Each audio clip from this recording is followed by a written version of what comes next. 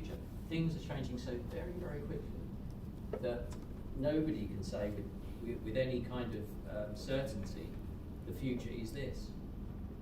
But what we do know is the future is you guys. So we met a young girl or young woman through our program, The Social. She contacted us because she was involved with a project called the Young Norfolk Arts Festival, which is something that happens every year. But she's just got a lot of spirit and she's very personable. And so we got her involved in the show, and actually we liked it so much that we started to get her to do some presenting. But then she tells us the story. So her story is that at 15, when she was very young, she had this favourite author that she liked. And you may know this story because it's been online, it seems to have gone to lots of other places, but I'll tell you the story anyway. So when she was 15, she kind of thought about this author that she'd always read all her life, and this author lives in New Mexico. So she decided to write to the author and say, do you know, I've always really liked your books, and I wondered whether you fancy collaborating with me. And the woman was so shocked that someone from the other side of the world had contacted her that she wrote back and said, well, this seems like a great idea, but I can't think how it's going to happen.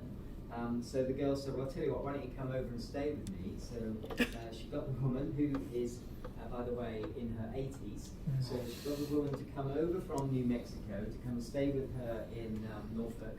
And this summer, she went over to New Mexico to stay with her, and they wrote the book together.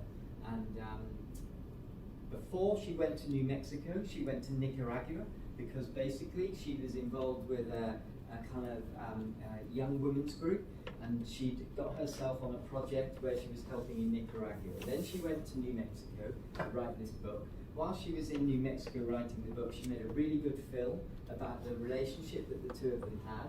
Then she had a kind of train journey all the way through America.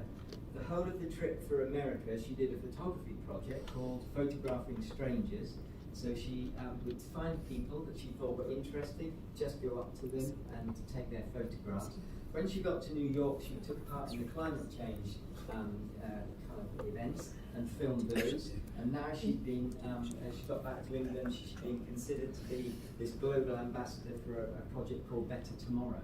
So the thing is what she's doing is she is doing everything that's going to mean she doesn't want to work in media, but if she did, she'd be a genius.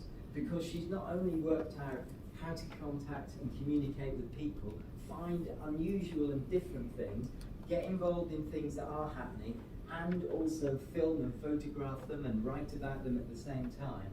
That, I think, is the gem of what you have got. You've got that ability to do something that you know, my generation certainly, and probably even Tony's generation, has never had that ability to do.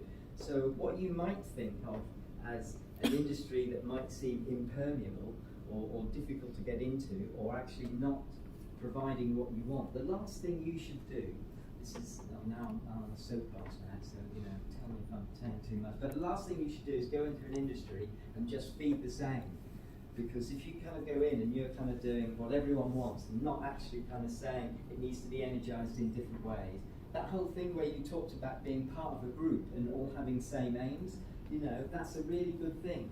Make sure that wherever you go, that you don't just go in and challenge just for the sake of it, but you do go in and feel that you've got something to offer, because you are the people that will make sure that some of us who enjoy film and enjoy watching visuals have got something to watch in the future.